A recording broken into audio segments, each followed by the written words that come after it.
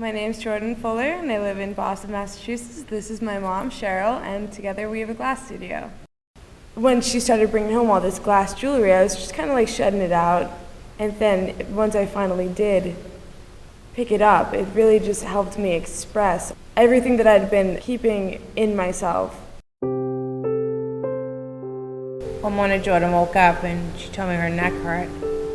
And she said she must have slept on it wrong. It was a Sunday.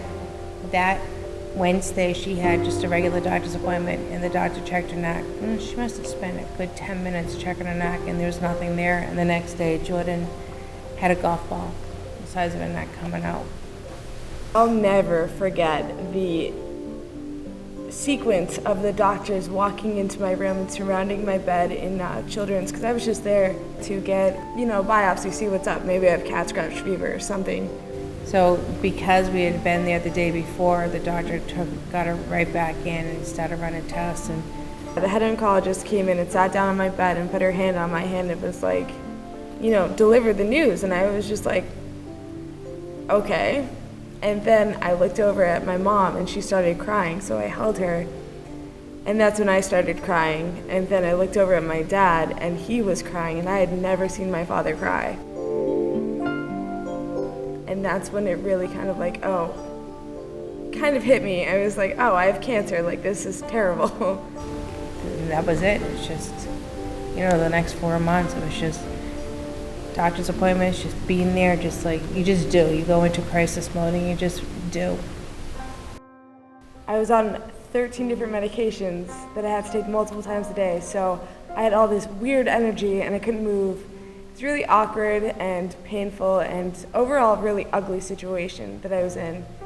I didn't want to, be anywhere, be out in public. I was ugly, I had no hair, you feel terrible. So I sat in my room and watched 13 seasons of America's Next Top Model, which is the worst thing to watch when you are going through something like that. So my friends came over all the time, but they were amazing. Just sit with me and watch this show that neither of us like, but let's just watch it and just be with me.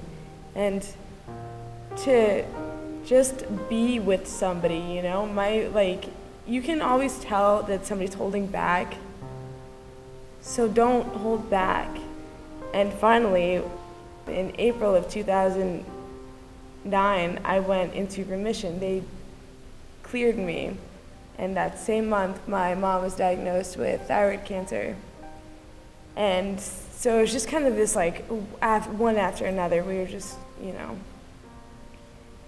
really going through this together, and she was my support system. She stepped up, she was there with me every day in the hospital. It hasn't harmed her personality. She's just sweet and loving and pretty powerful girl.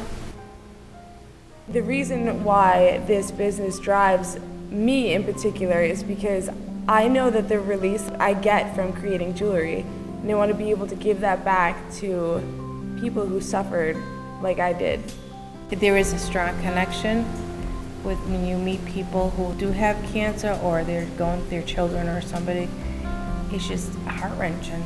We want to use the glass studio to be able to give to people so they can come in and get the cancer off their mind. Let them come in and have some fun. Let them have some self-expression and find beauty somehow. And that's what our purpose is. That's what we want to do. That's how we want to give back. We have a really big vision to help a lot of people. Our vision is to get into a larger studio space so that anybody can come in and experience the freedom of art therapy. Please donate to our campaign. The link is below. We do appreciate your help. We hope to see you in our new studio soon.